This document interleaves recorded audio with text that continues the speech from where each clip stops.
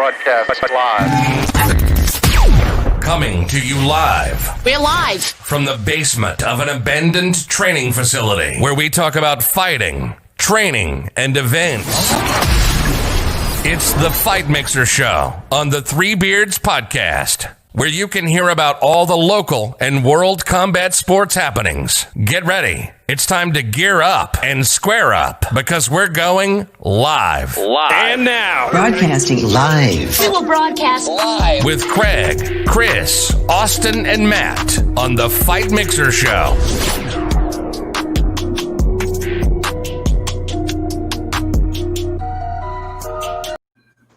Welcome to the Three Beards Podcast. My name is Craig, along with me, Austin and Chris. How are you gentlemen tonight? Good. Sounds good. Yeah, real talkative tonight, aren't we? Yeah. Yeah, at least one of us is talking here. It's not dead air. All right. Well, hey, we had a late cancellation, unfortunately, scheduling conflict, so we weren't able to get our first guest on, Shelby Horn. We will hopefully, we're trying to double check, but should have Chelsea Ray on here a little later on. But the thing, we're going to go over UFC 250 that just happened last night. So did you guys get a chance to watch any of that? Yeah, I watched the prelims because I'm not an avid MMA fan that wants to pay $90 every time they fight. So I watched the prelims. Well, I watched. There's a couple. I was trying to find. No, go ahead. Chris, go ahead. His audio. Okay. Anyway, so what happened is I was watching it. I got through all of the prelims, and then got up to the main card. I didn't do the pay-per-view either, but there was a few people that were showing it online. So I got to see a few of the highlights from some of the fights that way. So we did it, and so it's What is it with that? My girlfriend showed me last night, like, hey, you see that knockout? I said, no, UFC hides it for what, like a couple of days? Is that like a contract thing, or? Well, I think it's more towards, kind of in the way it's to make sure that everybody pays for it. And it's not something that, I'll just wait for it and I'll see you the next day. And so if it's far enough away, it kind of incentivizes you to watch it, or else you're going to be just catching all the little highlight things on there. And so it just, so starting out, I mean, myself, like I said, we'll go over each individual fight, but man, it was just for a while. It was just, I don't want to say the first 3 or 4 were just pop, pop, pop. I mean, they were quick. I mean, they were a first round issue. Yeah, that Herbert Burns versus Evan Dunham. I mean, that one went quick. I mean, that seemed like the warm up was longer than the actual fight. Yeah. I'm sure they got there early. They warmed up. Well, I think Bruce Buffer got more airtime than the two fighters. I want to interview him, man. I want to get him on the show. I really want to talk to him. I mean, we got more of the fighting out of the blue corner. That was red. Yeah. And then we get the fight. It's like, are you ready? Here we go. Boom, ding, ding. You're like, wow, that was quick. I mean, that was a submission for. I mean, it was impressive. I mean, it was one of those. It was one of those things where it just you were expecting it was going to go further, but all of a sudden it's just Burns just came out on fire and just took him down. I mean, that was pretty cool. And then the one following that, Menifield versus Clark, dude, that was. I mean, that had the look of the Rocky Apollo Creed thing where they were just smashing each other in the face. Yeah. I mean, if you guys didn't see it, I mean, anybody that's watching, I mean, there were so many knees to the midsection. Clark just kept kneeing him. I mean, I don't know how that man could do a sit-up. I mean, after all those shots he took to the core. I mean, we obviously Craig did a lot of jiu-jitsu and martial arts back in Oregon and stuff. What do you want to see more in a fight? Do you want to see more striking, or do you want to see more grappling? What excites you more?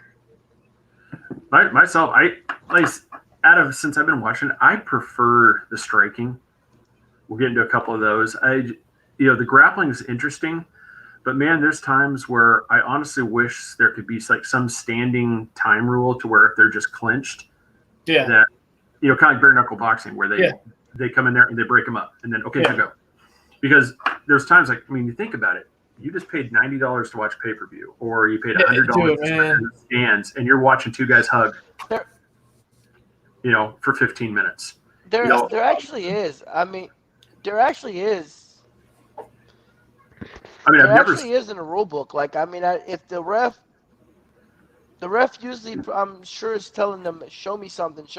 So they've got to continue to move, or it's pretty rare that they separate them, but as long as they're throwing blows inside the clinch, or they're moving wrestling pretty good, I don't think they'll actually break it up like bare knuckle. Yeah, they won't. But there's just times like when Austin was asking, I would rather see ones that we're talking about. I would rather see that type of thing. Like this one, Minifield versus Clark. That one was an interesting one to watch. That one was just fun. It was constant action. There wasn't a lot. It was just two powerful guys just battling it out, and Clark ended up coming out on top, in the decision. Prior to the show, we talked a little bit about this one, but Formiga versus Perez. Those leg kicks. Is that the one? Yeah, man. Brutal. Oof. He just kept nailing him in the shin and the upper leg area, and so he finally took this one. It looked like a graze on his knee, and he just buckled over. Yeah. And the ref just came in, stopped it. Right there. God, and it looked like it was a huge ass bump on his leg too, man. Yeah. It wasn't sure what. At first, I thought I'd missed something when he came in and stepped in. I'm like, did I miss like a TK, a knockout? I was like, and then when they replayed it, no, it's just he took so many shots that eventually his leg just, he just couldn't take it anymore, and he just folded over, and the ref saw it. And so, next one after that was Charles Bird versus Maki. I think it's Maki Pitolo.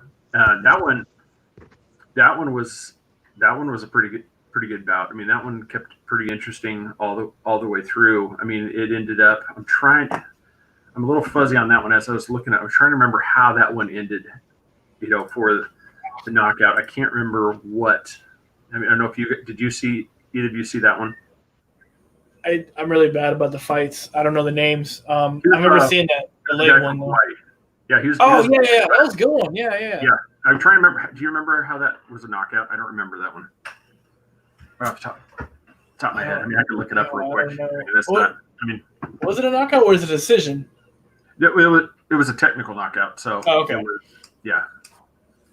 It was a TKO. So I can't remember if it was a submit. I don't think it was a submission. I think it was one of those. I think it was a shot he took. Then the next fight, a lot of people, Cody Stamen versus Brian. That one was. God. That one, you felt for that guy losing his younger brother, holding it together as he goes through the fight. And not only are you not able to finish the thing, it goes the length, and so now you're going to the decision. The whole time you're holding this in, and as soon as the judge, in a way, you were happy that he won just because of everything that's going on. But at the same time, you just instantly burst into tears. Yeah, everything he was holding back just erupted on that one. And that I really felt for him. God, it was brutal trying to listen to Rogan. He couldn't hold back either.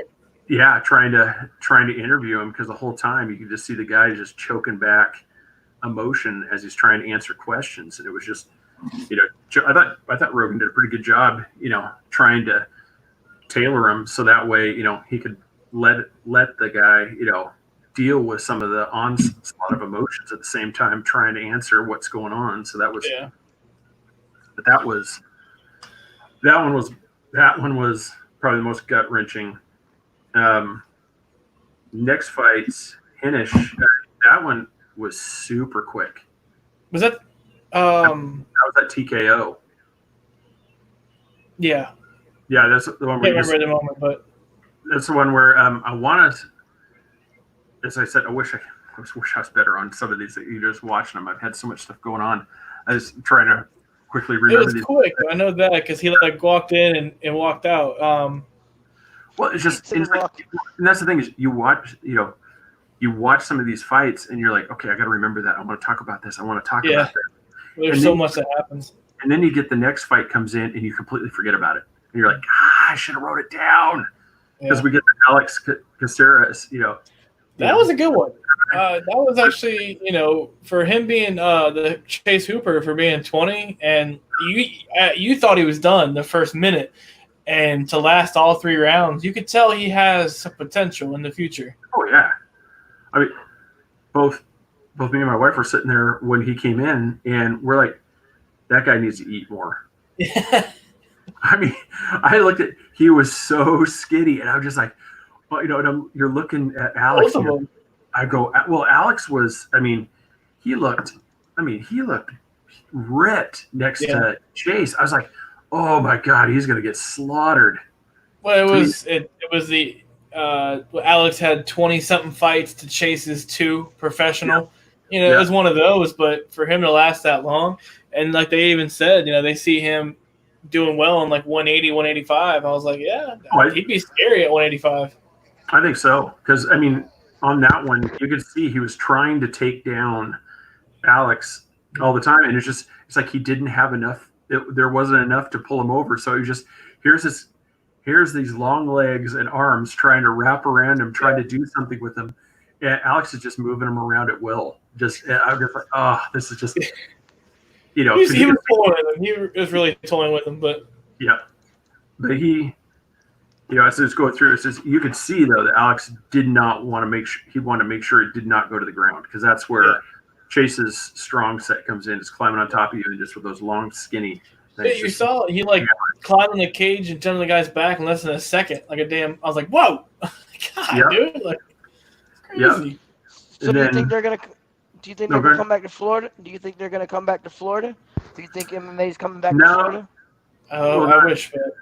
Not UFC for a while, because if I remember right, didn't maybe if there was, I thought I saw a report like it was maybe somewhere around in the Middle East for Fight Island. Yeah, they were passing out T-shirts to all the fighters, and then I looked up UFC 251. It started to look like a stacked card, but they also said it's going to be on Fight Island, not a date yet. Not a time, but that's what they said.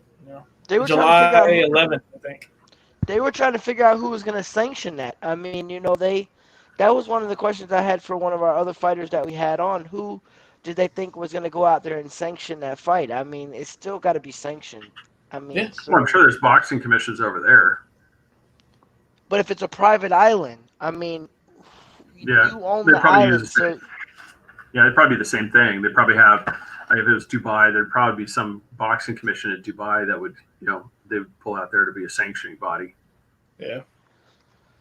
Obviously, you'd have to, because you want to have, official results and not just, not just a contender series, when you have those out there. So, but man, we get to the main card, and now's when the fireworks start.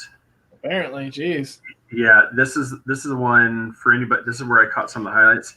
Dude, that O'Malley shot to the face. Holy God.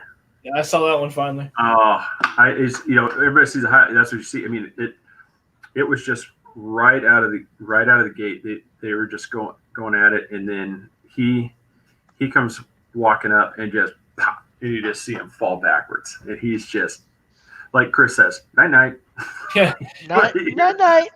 That's that's the talk, man. Is I don't know much about MMA. I've been trying to watch it. This dude is 12-0.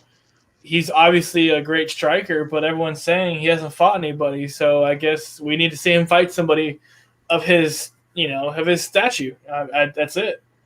Seems like he's fighting a bunch of unranked amateurs that people are talking about. So I don't know. Yeah, he definitely. I mean, right now he's running the table with who he's been fighting. I mean, so I don't know. I mean, who do we put next on on him? I mean, that's the thing. I mean, you've got everybody that he's been facing. He's been taken out, So I mean, it's bantamweight. So I mean, do we put him up against, Cody, Garbrandt that just won, or do we put him up against Sterling who just won? Do you put him up against one of those, and try to get, or do you jump him to an even higher thing to take that out? So I don't know. I'm not sure on that one. I mean, but that'll come and say. I mean, he needs an actual fighter apparently. Based off what I saw, man, it's title time. Yeah. I mean, you're 12-0 and you're knocking people out left and right. I mean, it's time for something. You give him a shot. Yeah, when you just flat out just smack, the guys down. Yeah, it's time. Move them on up. Yeah, I'd say so. And then we get to the Magny versus Martin. That went to decision. I didn't get to see a whole lot of highlights on that. I think that was one of the ones where I kind of dozed off. It didn't, because let's be honest, over the East Coast, this is brutal. Trying to, when you start getting, around the 11:30 time for, watching fights, you're just like, you're starting to doze off. Yeah. So that, that one went to decision. Looked like there wasn't a whole lot of controversy there. Sterling submits, Sandhagen. He looked really, really good from, just from the highlights. I got to see that one. Yeah, he definitely, I think, controlled that through most of that match. The Garbrandt versus Rafael fight, dude, that feint punch. Oh, is that the one that you showed me? Yeah, I don't know, Chris. I don't know if you saw that one. No, I didn't get a chance. I'll try my best to show it like on camera for everybody. So you're punching, and he does this, and then he does it again, and right as he goes, he throws his punch super quick, and the guy just falls over, knocked out. Night. And so, and it gets even better. They sit him up on the stool, and the doctor looking at him, and he starts to fall over. So he is so out of it, he starts to fall again, and so the other guy from the commission runs over to help steady him. So you got two guys. So you got the other guy to come to help steady him up. But yeah, I mean, he was out. I mean, if anybody hasn't seen it, you got to go watch that highlight because he throws that hand so quick. I mean, it's just feint. He goes feint, and the guy goes to the punch and just pop, and you just watch him. I mean, you can just see eyes roll back in the head, and it's just timber. And who was that? That was I apologize. I don't know how to pronounce his last name. I always butcher it. It's Cody Garbrandt versus Rafael. I think it's a Suncow. I want to say that's how you say his last name. So what you're saying is he's not fighting for possibly 6 months to a year. If he's coming back. he's got a little time off coming before he's going to be. He's got a little vacation coming up. Yeah, because that one was just a brutal shot. I mean, anybody that, like I said, when you see it, I mean, you'll know right away that's something that's just It was as a fan. Yeah, as a fan, amazing. As a fighter, you're like, yeah, he's hurt. He went back to go see. He went to go see the doctor. He might have got taken out in the ambulance, but I'm finna go look at. Yeah, so you see, then we get to the main event: Nunez versus Spencer. So is it time for Amanda Nunez to try to become one of the first people to hold 3 belts? Where was she going? So. Strawweight? I'm guessing. I don't know because she's cleared the stable. I mean, I don't know if there's anybody left. Bantamweight included Tate, Rousey, and all them, right? Tate, Rousey, Holly Holm, because I know she went up to. She was down and then went up to fight Cyborg and beat her. So she's a monster. She's probably the number one fighter in the world right now. Female. She's featherweight. Yeah, she's featherweight, and she's also a bantamweight, right? Yeah, she's bantam and featherweight, so she had to drop down to 115 strawweight. Well, that's the thing is, I mean, drop down, or do you move? so I said, do you move up? I mean, Is there anything else after that? I don't. That's the thing is I don't know. It's like what do you, in the discussion. That's what I'd like to know from people is like what they think that she would need to do from here on. She needs to fight the featherweight champion. So I mean, I don't think we want to do that though. It's just because I don't think you like we talked about a few shows ago. It's just that would be such a horrible look. Yeah, I know. This guy and a girl duking it out. neither one of y'all mentioned we're talking about UFC 250, but nobody mentioned Conor coming out saying he's retiring. Is that a hoax or he's just running his mouth? What do you think? This is the third or fourth one. Yeah, Craig and I talked about it a little bit today. It's his third time coming out of retirement. Let me bring my quotations in here. But every time he does it, he just wants a big fight, and I don't understand why you retire. What's retiring going to do? At least if you stay with UFC, you could fight anybody you want and still make money. But someone said he's worth like $150 million, so he's not hurting for money right now. But I don't know. I put it on our Instagram. I responded to somebody and I said, to me, I think there's three possibilities. One, by retiring, it allows him to pursue like possibly another boxing match without a lot of headaches. Yeah, like if he wanted to do that, another fight against Mayweather, so that would make that a lot easier to happen. Two, it might be him posturing, also trying to leverage with Dana White in the UFC for more money. As in like enticing him to bring him back. Or three, he may actually just be one of those things like, look, it's just, I came back, I won the, I'm leaving on a win. Who he beat? But he beat. No offense, like I play as Donald Cerrone. Yeah, I play as him in my UFC game, but that's not a notable win. He's on. I love him. He's a good fighter, but when he fought Donald, he was on a three. Well, after he fought Donald, Donald lost again. So Donald was on a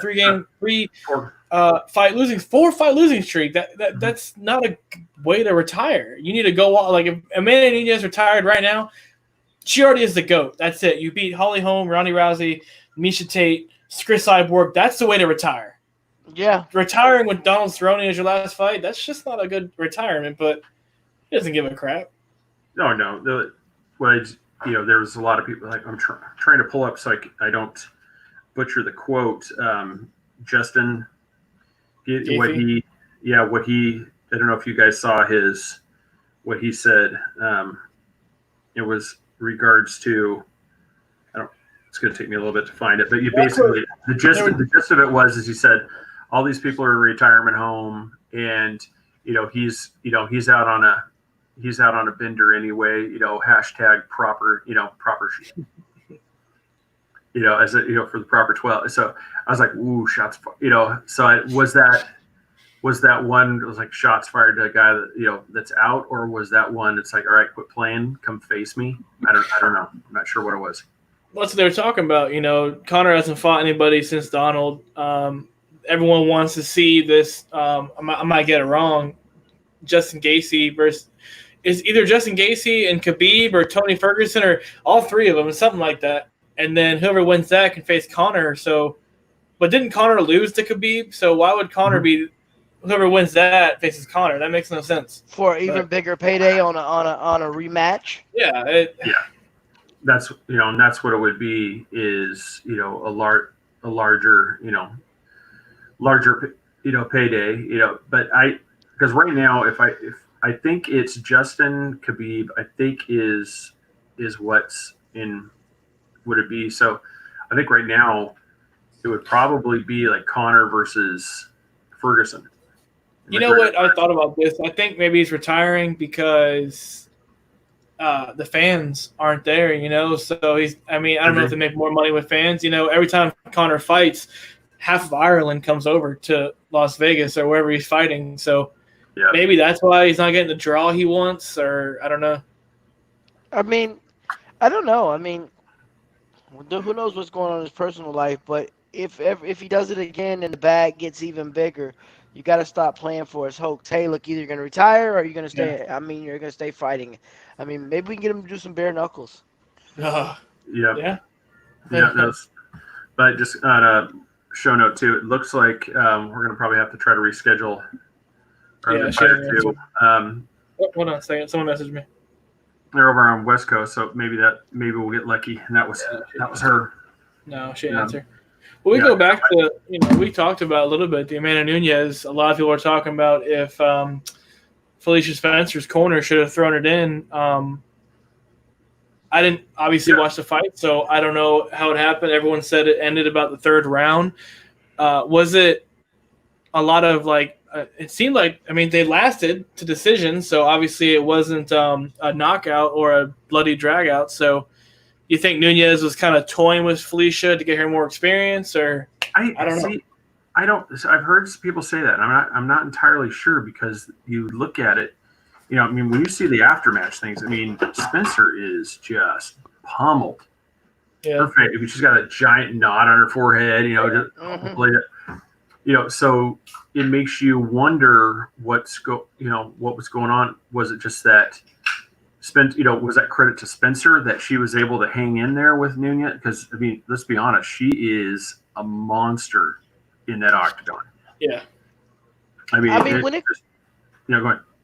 When it comes to politics, I don't know. I'd have to do some more research on it, but I don't think the corners actually calls fights when it comes to the big times as UFC. If they're fighter, I think they put a lot of trust in the refs and, the cornerman, whatever, because I don't think they're going to call a fight. You're calling a big bout on a UFC card. Yeah. I don't think you might get blackballed if you feel like your fighter's getting beat up. But at any time, from what I hear, I know the fighter can make that decision. The fighter can show the ref, look, I'm done. So at the end of the day, I don't know if corners actually calls fights in UFC, because I don't know, but that's just my theory. If the fighter's ready to give up, then hey, if the fighter can take the pounding, I think they're just instructed to let it go. But you say that, but we're not in that situation, obviously, and we can go back to the Anthony Glover versus I forgot the other guy's name, the Lion. The big fight where he was literally lost his tooth and he was bloody, drug out. Oh yeah, and he could have stopped it, but he didn't. Maybe was that on that last card? UFC card? I think that wasn't the Jacksonville when they fought in Jacksonville. It was rated. It was rated as the most bloodiest UFC fight in almost history. But he took teeth. he took a beating. So he could have stopped that fight, really, but that's got to show heart. Yeah. I'm bloody. Hockey match. It's like, geez. I don't know. The guy put his hand behind his back and taunted him. He's like, come on. He's fighting him with one hand, literally. But, I don't know if that was such a smart idea. When you're desperate, you'll do anything. He could have caught him with a lucky punch and just ended it. But who knows? Well, speaking of lucky, man, me and Craig were watching the fight, and then they talked about that. I guess he's a smart person. I'm not going to say he's smart. Bet $1 million just to win $166,000. I guarantee you, even though I didn't see the fight, but when I woke up the next morning, I saw it went to round 5 decision. I guarantee he was sweating his balls off trying to watch that fight. Like, oh god, here it comes. Like, who bets $1 million just to win $166,000? Craig, you and Austin know that I'm a big gambler. That's something I would probably do. If I had $1 million to blow and it wasn't going to put me out of my home and put me out of my cars, dude. he's living big. That's throwaway money. You got that as throwaway money, and technically you can write it off as a loss.